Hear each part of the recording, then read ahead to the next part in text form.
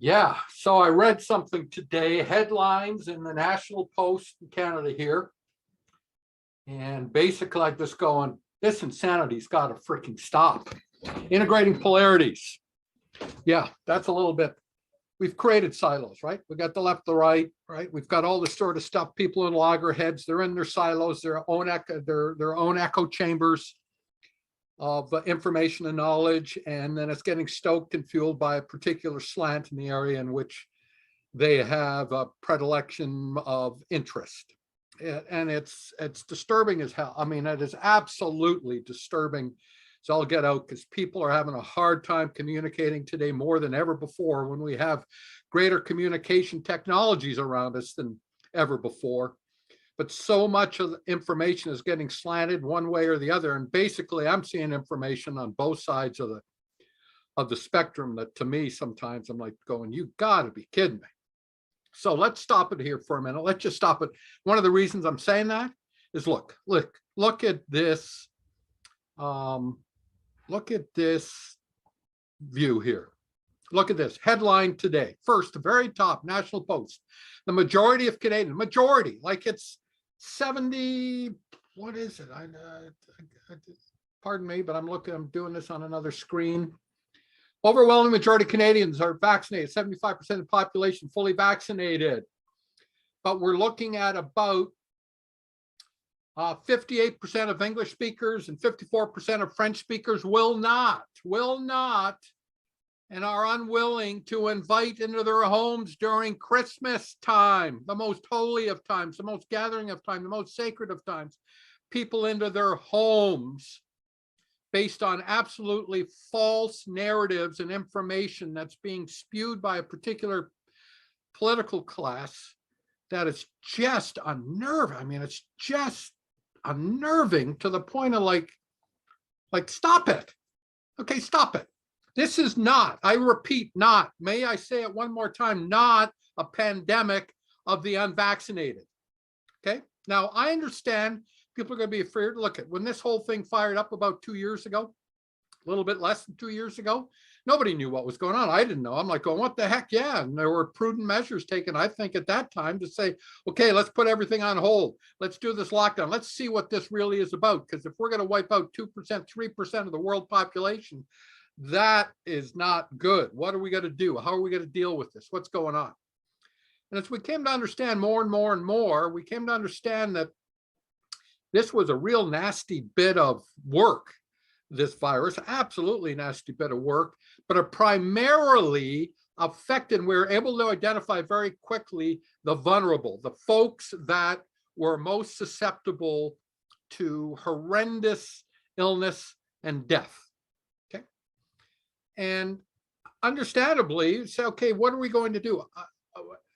The number one thing would be, how do we address these groups of people? And we did not do it. We threw this big blanket over top of the entire social fabric and said, we got one size fits all. Let's all get after this Operation Warp Speed. Let's go, go, go, go, go, go, go, with untested, unknown agents and entities and viral, antiviral sort of modalities to try and get a handle on this. Okay, good. That's it. But why me? And I mean that. Why me? Okay, why you? Now, I understand the vast majority of North Americans, vast majority of North Americans have really screwed up their health to begin with. They're living in a state of obesity or immense overweight or high blood pressure and a lot of different things that make them a lot more susceptible to this viral agent than me, who spent 15 plus years, a lot more than that, but let's call it minimum 15 plus years, really paying attention and knowing what's going on in respect to the nature of the human condition, the immune system response, a whole host of things. And I've practiced that forever. I don't know if you know, but I've never smoked a cigarette. I've never taken a drug like a cocaine, never smoked a joint, okay, that's not good or bad, okay? I'm just saying that I've just paid attention. I've just paid attention to my state of well-being. And state of well-being, by the way, is not just the absence of what we'll call visible infection, right? So not, people say, hey, I haven't had a cold. Yeah, I haven't had a cold in a long time, or I haven't had flu in a long time. Yeah, I'm really healthy and stuff. And you get a call 6 months later, hey, I've just been diagnosed with something that's really, really, really not good. It's like, yeah, I know. Because you see the absence of disease. Oh, sorry about that, guys.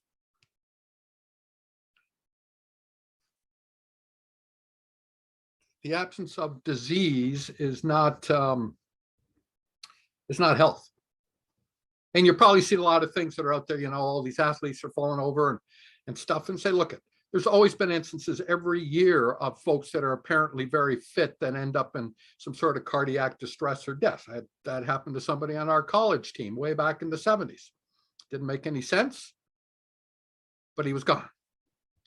And that's one of the things that I follow. In fact, for a long time when I work with athletes, I do this whole thing of fit but unhealthy, right? Fit but unhealthy. What do we do in order to make sure that people are living in a state of health rather than living in a state of distress to disease that's just unknown until it's too late? So I don't know. I look at these different pieces and things and stuff, unless I can validate things, unless I've got some degree of confidence in the data, that data is not going to really come from my lips out to the world that say this is real or not real or that sort of thing. So I come back. So why are we doing this? Why are we splitting up this entire social fabric? Why are we pitting things? Why are we calling things like a disease of the unvaccinated when it clearly is not? Let me give you another example here, okay? So just some things, some real world data. Now it is a couple of months old. Oh, and that's the other thing, right? So suddenly they identify some other viral mutation, right? Omicron. Oh, this is the most horrific thing. The things I'm saying, I don't know. We're all going to die, Bam, out there, bam. Oh, restrictions, all batten down the hatches, do all these things. There's no data to support any of this. Zero. Got it? Zero, double zero data to support it. I'll be the first one to say, hey, let's look at this. Let's what's going on. But I do know this, that a lot of these things and a lot of these viral mutations we've caused ourselves because of the way that we've rolled out vaccinations. We've actually put pressure for many for this particular COVID virus to mutate. Okay, that's it. And probably if you haven't seen lately, they understand that a lot of these types of viruses, including COVID, they're now finding it in deer and various animals and such. In other words, these things can also be a repository for these viruses. And it's just gonna be around a long, long time. And the other thing is too, is you probably recognize that we've gone from the thing, well, the vaccine's gonna cure everything, just go get it. And it's really easy for you. All you have to do is just line up in line, get in line and have a jab put in. Don't worry about your overall state of well-being. Don't worry about getting fit. Don't worry about your vitamin D levels. Don't worry about various, well, I just won't even go into the whole supplemental and movement and exercise thing that you can do to really, really, really provide an optimal immune and intelligent immune support. But the point being is, don't worry about that. It's really easy to do. You just show up and get a jab, right? Just show up. Well, okay, well, show up and get one jab. Okay, show up and now you get 2 jabs. Now, oh, we got to do this booster thing 3. In other words, it's not freaking working for Joe Henry citizen public out there who they have determined that they needed to hear. And oh my goodness, it's tough for the political class and a certain part of the highly visible, okay, medical community or class, right, to say, hey, we were wrong. They can't use those words because they start down that road, then their particular power and credibility, which to me has been gone a long, long time ago, is gone. And the guys on the other side that are saying, hey, it's a big conspiracy to unify the world under one government. No, it's like, stop it. Okay. Stop it. It doesn't do any good for the dialogue for you to turn around and call people sheep. On the other side, it doesn't do you any good to turn around and call people granny killers or vermin infested, garbage. Okay, you're not going to have dialogue that way. You're not going to end up integrating polarities. People are coming from different sides. It's just not going to happen because that's not the way the human condition or human beings work. It's coming together and understanding that something is not right, and you feel it, okay? You feel that, you know it. I'm not naive enough to sit here and say that this is going to make some big difference in the majority of people that are watching this are doing okay. I know that's not the case, but if it's just one person who says, hey, wait a minute, let me stop for a minute, let me look. You know, the other thing I've discovered over the last year, which is amazing, is this whole thing of what we'll call the social media agents. And I call it agents. Particular slanted information stuff it's wow, amazing. Over the last year, for me to find relevant information, for me to go in and really dig into stuff, to find the things, to validate information that's out there, either on the positive or the negative, doesn't matter. For me to look out, I can't use Google anymore. I mean, it's crazy, but just in searches, comparing Google to something like DuckDuckGo, which does not curate the information, does not curate the information stream for the things they want you to see when you make a search, right? The other side that says, okay, they're going to present the information based on what you asked, not what they want you to see. It's absolutely amazing. It's like two different worlds. And it's like, what's going on here? So how can you blame the general population who that's their information source, that's their information stream, right? Or the legacy media. I don't even call it mainstream media anymore. Legacy, which is going by the wayside. You know, your CBCs, your CTVs, your Fox Newses, your CNNs, your MSNBCs, all these folks that have just fed you a lot of garbage over the last years. I mean, you know it, I know it, right? You've seen it, right? You watch 4 or 5 years stateside of this nonsense of the Russian collusion and all that kind of stuff, which was just a fabricated thing that we knew a long time ago, if you really paid attention. But there's a difference between paying attention and wanting to hear something that you want to hear from something, right? So it's crazy. It's crazy town. It's crazy time on that side. So I come back to this to say, so let me give you just some real world info here. And yep, it's a little bit older info. And I think this is it here. And so that's it. So should be able to read that, I think. Hope that's there. Anyways, real world data from areas with regarding the fully vaccinated. And I have validated this information. Now, I haven't been able to dig down and get really granular in it. And I'll point out a couple places where I'm still uncertain on what it really means. But way back in August, of course, in Israel, which has been really following their data, unlike what's going on in both Canada and the US, where we start to ignore the data that might not feed a particular political narrative, okay? So we just don't have it then reported or track it or fuel it, right? So that sort of thing. So in Israel, we see things like signs of more serious disease amongst the fully vaccinated are also emerging, particularly for those over 60. Okay. Yeah, I was able to go back and confirm that. A few days later, information was provided reporting 95% of severely ill COVID patients are fully vaccinated, and they made up 85 to 95% of the COVID-related hospitalizations. And as of that date, almost 70 or 67% of Israel had received at least one dose. In Scotland, official data of hospitalizations and deaths showed 87% of those who have died from COVID. They say COV, died from. I suggest that's probably died with. In the third wave began, Julie, were vaccinated. I don't have the data on that from the standpoint of what their ages were. Were they really on death's door to begin with? Was there a lot of other things that were happening there? You know, were they 95 and, you know, ready to leave this mortal plane and go to a whole other era that may be way better for them? Right? I don't know.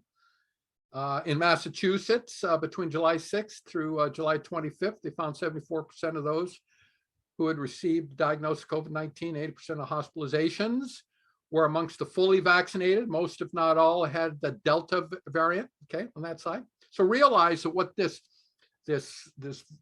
vaccine, which really isn't a vaccine, but for the sake of communication, we'll call it a vaccine, does, is it identifies just a particular part of the spike protein and has your body go to work to manufacture that so that your immune system can see it, recognize, and go after it, right? So it's only partial. When we look at how acquired immunity takes place from that standpoint of being naturally infected on that, it ends up coding for the entire viral piece, not just a particular piece, the whole viral piece. Okay, I mean, it's so much more robust that isn't funny. And if you've been taking care of your health, and if you're really doing some things, and if you've been paying attention and realizing that you're not going to go down the track of being jabbed every 6 months, 7 months for the rest of your life, yeah, and whatever the implications of that means from a health standpoint, we have no idea. We have no idea what that really means. We have zero idea what that means long term.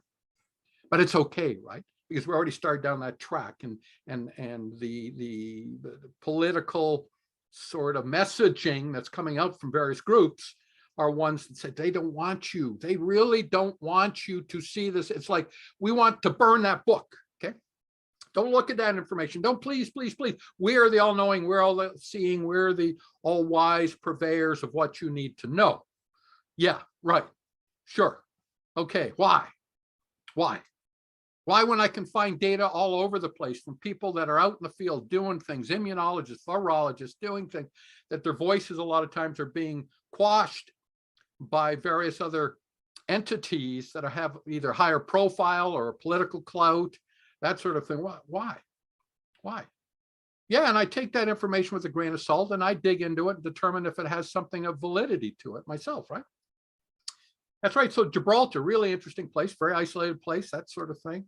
You know, they have a population that's, I mean, it's very limited. I forget, I saw the numbers. I mean, I think it's even under 100,000, the number of folks that live in Gibraltar. But the bottom line is 99% of all people in Gibraltar are fully vaccinated. And they had a rise after July 1st of over 2,500%. Take that in for a minute, right? So I look at this and I keep saying, okay, who's benefiting from this? Well, you could follow the money. You could do a whole host of things. You could try and figure it out if you're really interested, if you really want to find out, if you really feel that thing, that something is wrong. If you really do feel that something is wrong, guys, I mean, somewhere in your guts, it's sort of rumbling around, it's doing that thing, say, things aren't adding up. I mean, are you kidding me? Again, as I call it, here in Canada, well over 50% of the population says we are not going to invite the folks that are unvaccinated, even though the statistics show us over and over again, that the vaccine does not inhibit infection or transmission of COVID. Let me repeat that. The vaccine does not inhibit the infection or transmission of COVID. So what is it about the unvaccinated that you're afraid of? What if the unvaccinated, in fact, are sitting in a situation or position oftentimes where, well, they actually may be healthier? Is it because people are going down the road and say, I did it, so you have to do it? I put myself in jeopardy, so you have to put yourself in jeopardy? I don't know the answers to those things. I don't know what I don't know, and I don't know what's in the heart and soul and minds of other folks. I do not know, but I do know that something has got to change in respect to dialogue. Something has to change in respect to understanding. Something has to change in respect to our self-autonomy, the ownership of ourselves and our direction. The ownership would say, maybe if it's to be, it's up to me, that I have to take care of my health. I can choose to get vaccinated. I may choose not to be vaccinated. What's the difference to you either way? I've never figured that one out. It's beyond my understanding. Because if you know what I know, and if you followed the information like I have, and if you interface with doctors and immunologists and virologists and such like I do, then that answer is like, there's no sensical answer to it. What there is And it's unfortunate. What there is a lot of fear mongering that's going on. There really is. There's a lot of agenda driven messaging that is there. There's the absolute reluctance to admit error. I'd be the first one to look at it. If I saw emerging data that said, holy crap, Cameron, you got to change your thinking on some of this because there's something emerging here that's not there. But we've seen these signals a long, long time ago about, remember, I don't know if you remember, but the infallible Fauci, when he was standing there, breakthrough cases, we may see one or two. There are always outliers, but there will be very, very few of that will have any consequence to anybody. And yet in places we see the majority of people that they test that are vaccinated are, well, infected. Now, the vaccines do some positive stuff, right? That it's clear when we look at the data that the rate of hospitalization, severe illness is greatly reduced if they contract it as compared to folks that are ill to begin with. In other words, they're fat. Yeah, I use the word fat.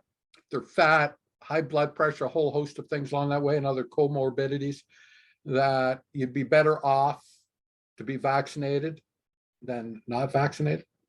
There's no question about that. So there are benefits to this for the folks that have really ignored their state of well-being for years and years and years and years and years. Okay.